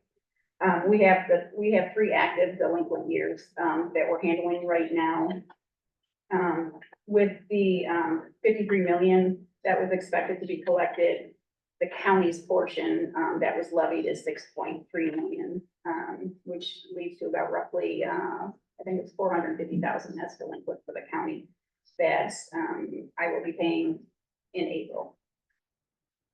The 2022 taxes that were delinquent in our office have now gone into what is called forfeiture, which means they're going to get some forfeiture fees added because now we have to go, it's like a pre-foreclosure process where we have to add fees to title searches, things like that. And I'm getting ready to send over 1,000 of those to the county clerk's office so they can record those for us. And we will begin that. And again, that's status quo. We usually have that every year. Right now, the 2021 taxes in our office are in danger of foreclosure. We have approximately 160 of them right now left to pay, but usually these last 2 weeks is when we see the most. Last year, we were under 30 that we ended up having to unfortunately foreclose on. We have opted to have another show cause hearing. Statutorily, we have one in January.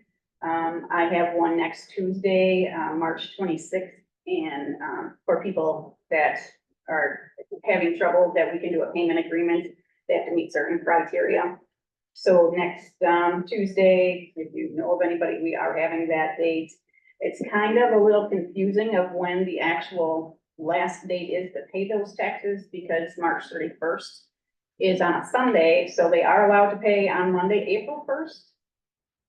But we also ran into a unique issue that we haven't had before is the 29th is Good Friday, so we're actually closed the Friday before. So we're trying to work with people on making sure they get the timing right of when to pay, but it's good that we have all day Monday that they can pay. So we are still working hard with them. Mid-Michigan Community Action Agency is still taking people. If we can get approval from them, then I can withhold them for foreclosure, and then Michigan will, having or paying for those. So we are working really well and getting through. My staff are rock stars. They have to handle a lot of different taxpayers and a lot of different situations, and they're doing good. We're contacting a lot of people. There's so much fraud out there that when they're getting letters, some of them don't think that they're legit and throw them away. And so the letters from us, we try to no, this is legit. So that's it for me for now. Does anyone have any questions? Jenny, I'm getting asked in a lot of conversation about the solar cells coming into our part of the county. Have you heard by chance, is it going to switch them from agricultural to commercial? I haven't heard yet. There's a lot of, questions out there with that. For some reason, I feel that it would take them out of that, but I'm not sure. I think, Pete probably in equalization might be the one to ask if anything's gone through. I just know there's a lot of contention going on with that right now, so I'm not exactly sure. That would be quite a big tax increase, wouldn't it? To switch all those acres of ag land into commercial? It would. Okay. Would they be selling them outright? Or would No, that, they're leasing them. they're leasing? Well, some might be selling outright, but they're back, the companies are back trying to lease more property. And, yeah, until you see them working, you don't know who's leased and who hasn't, but I know that just a week ago, they was back making offers on farmland that they would like. I can reach out. I know some counties that have had that happen and see, what they have going on with those. I know the governor has proposed leaving the taxable value the same. But, you know, it's gonna take a lot of farmland out and turn it commercial. I mean, it's gonna be. I'm being asked that, Okay, and yeah. nobody seems to know, even the assessors don't know yet just what's gonna happen. So basically the ag land itself, if it gets to remain ag land or if it's gonna turn commercial, and then the building on, or the leased land part's gonna be something totally separate. I get where yeah, I'll look into that for you and find out. Thank you. You're welcome. Any other questions? Thank you. Thank you, Jenny. I don't have much, January unemployment in Clare County was at 6.2%. We'll look back, and other than that, I just put that in my meeting. Yep. I just wanted to congratulate Greenwood Township, April 6th, their 150-year anniversary. So, pretty super. 150 years. Yeah, that'd be great. You know, and just an update on the ambulance service meeting that we had, a few of us were there. We basically, it pretty much MMR ran the meeting. They did a great job of structuring it and moving forward. We didn't get hung up on past issues or anything like that, so it was a really good meeting. Excuse me, started out, they reviewed MMR's operations. Let everybody know really how they operate. How many rigs are in certain areas and how they adjust when calls come out for an ambulance service. We broke down the calls that they have, the types of calls and when. And we identified some of the problems. Now, this was feedback from everybody that was there. We had probably 20-25 people there for this meeting. So we threw out some of the issues that we're having with the system and stuff like that. It wasn't just emergency services, it was community members too as well, that were there.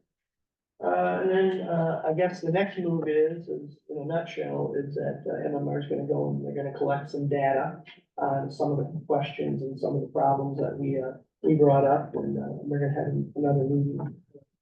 Maybe brainstorm on some of the data that they collected with the issues and the. It was a great meeting, I thought. Well run. You know, it's understood that there is an issue. And we're trying to move forward and maybe correct the problem if we can, if it's all possible, so. Yes. Good. That's all. Early. I've been attending my meetings when I wasn't on vacation, so, I don't have anything else. What's that? Yeah, David? I have a couple of things for you today. First of all, maybe community action didn't have the board meeting this last month, so we had a board orientation. Airport, we talked about a couple bids, so we're going to be community bidding, and some updated leases.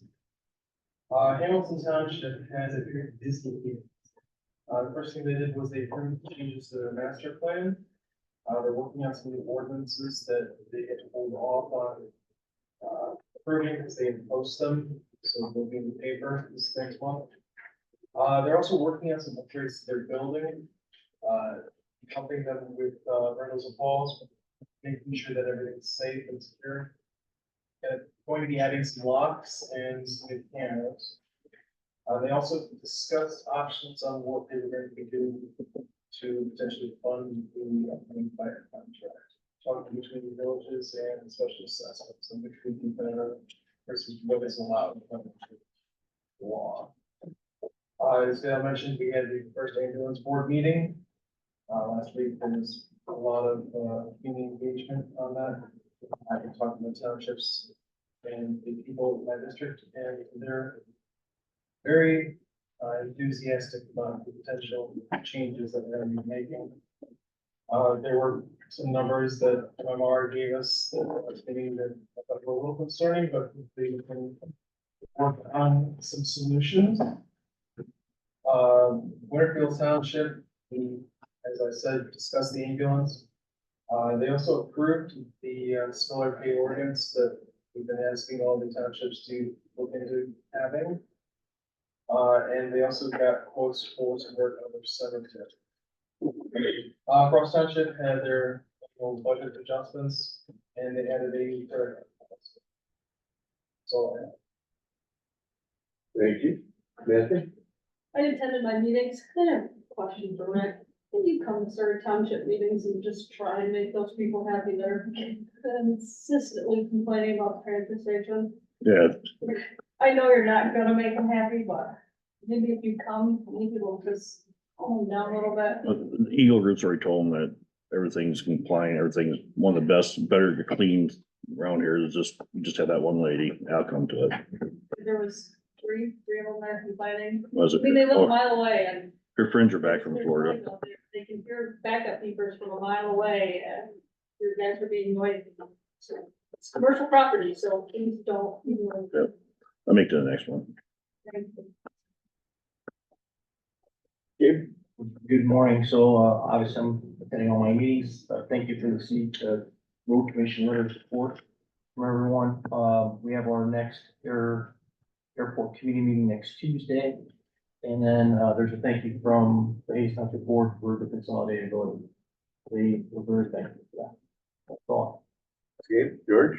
I've been attending my meetings and there's really no problems there, but I was contacted by a constituent. And I'm hoping you can answer the question. No. Me? Yeah. Okay. They received a citation from animal control. And animal control told them that our prosecutor's office now handles all of those citations. When they called the prosecutor's office, no one was able to tell them how much the ticket was going to be or when or where they could come in and pay it. And my question is, if our prosecutor's office is allegedly overburdened, why do we have animal control citations going there instead of letting animal control handle it by themselves? I didn't have an answer for them. I told them I would bring it up and see what I could find out. I really don't have a solid answer for you right now either. Michelle, could you answer that for me so I could call them? I can. The citations are a violation of either ordinances or the state law. The office prosecutes violations of the ordinances or state law. That's part of our duty. Okay, didn't animal control cover that for years? Huh. On their own? There is a county ordinance that animal control would write tickets and then it would go to district court and it'd be like a fix-it ticket, depending upon the extent of the crime, I guess. Isn't there a But- standard fee for whatever violation it is that they could have found out so they could pay their violation? You have to come to court, so the court would assess the fees. Once there is an admission of responsibility or guilt, depending on whether it's a civil infraction or a misdemeanor. Okay. So I really don't have an answer for Well, you do, the prosecutor's office handles those cases. I can them, pull but they the didn't county. get a response from the prosecutor's office when they called. What you said is that they were asking what the fees are. That's not our lane. That is the court's lane. So my staff would not know. They also asked when they would be able to come in and pay it, and no one could answer that. They would pay it at the court, not our office. Okay, so how do they find out how to resolve this? They're told on the ticket when they're supposed to come to be arraigned. Within 14 days of receiving the ticket, they're to appear at the court, and they're given the court's address. Okay, They're provided all of that information. I've never seen one, so I had no idea. So I will give them a call back.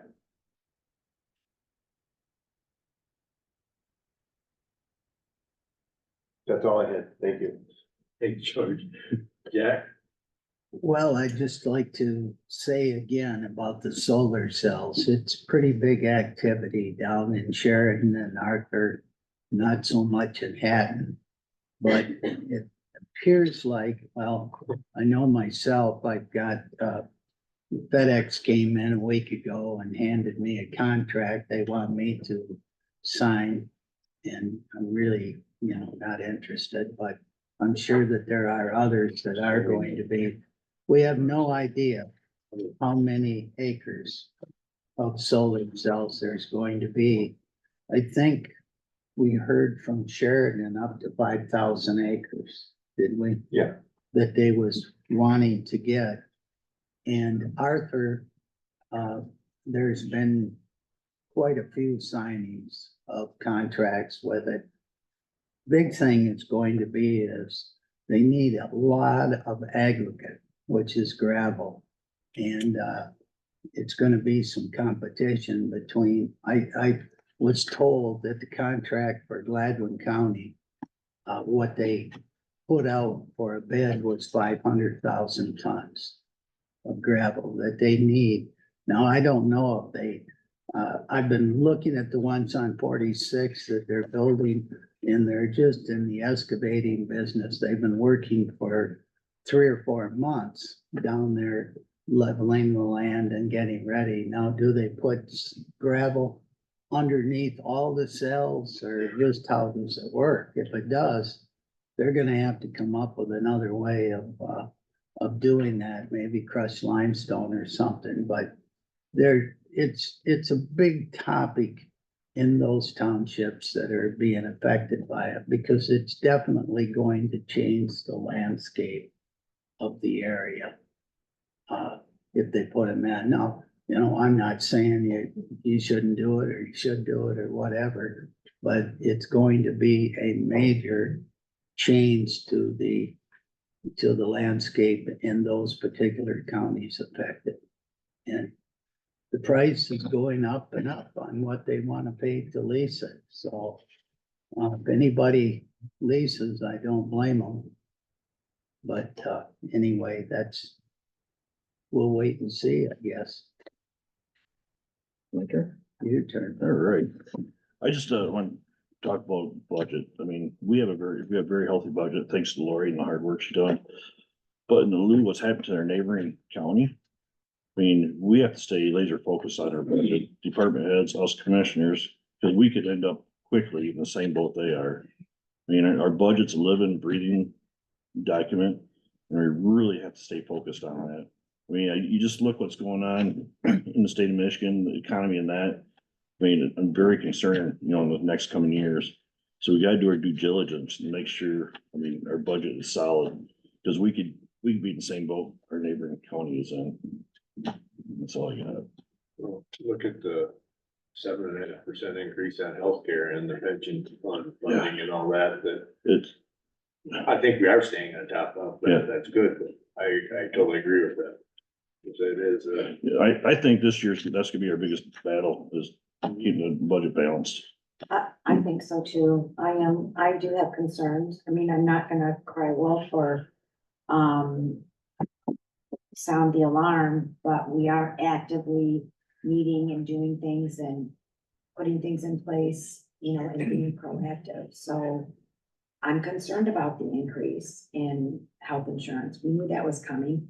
It's better than the 45% we've seen in the past. We have been planning for the increase in retirement. And those costs are gonna increase $200,000 a year for, I think, the next 5 years. It's called smoothing. So, I mean, we are looking at that right now, that basically what I'm doing almost daily, and Jody and Joy, we're putting together different scenarios because we have 8 union contracts that are open. And so we're collecting as much information as possible, and then we're putting as much information, okay, what about this scenario, or how about this scenario, or how about that scenario? So I'm trying to collect all of this and then bring it to you in April, which I think it's gonna be every month. I'm probably gonna be doing something with this, with you. So that you can see, you know, where we're at, what we have to look at in the future. I'm concerned about the extension or the non-extension for court costs. I'm concerned about the jail reform, and there not as many people are in jail, so that's not as much money that's coming in. There's a lot of things that is concerning, and we are keeping up on it. And if we don't work together, it could spiral out of control fast. It's something that should be said too, I think. The years I've been here, this is the best I've seen. Everybody associated with the budget department head, you know, everybody, they understand it. They all seem to be doing a great job. I'd like to commend them on their efforts to try and keep this budget balanced. And right now, currently, if you look at where we were last year, at this exact same time, we are only $2,000. We spent $2,000 more this year, right now, today, than what we did last year. That's good. That's good. So we, at this time, generally, we'd be about 48% expensed, and we're at 43% expense, so we're holding steady. We did, you know, have some things come up, and the sheriff's department and the jail, you know, stopped a big purchase that was already planned, and, you know, just to kind of be on top of things, so I was really appreciative of that. I think everybody's working together. So it's good. I guess Thank you for bringing that up. takes us into the state of the county budget. We I just think talked we've about it. just explained that, Yeah. so. Public comment. To add on to Jack's comment, if anybody wants to sign one of the petitions for putting the citing of alternative energy stuff back in local control, I have a couple if you want to sign them. Yep, that'd be great. And we did pass a resolution about that. Yeah, all there. Okay, no unfinished business? Any new business?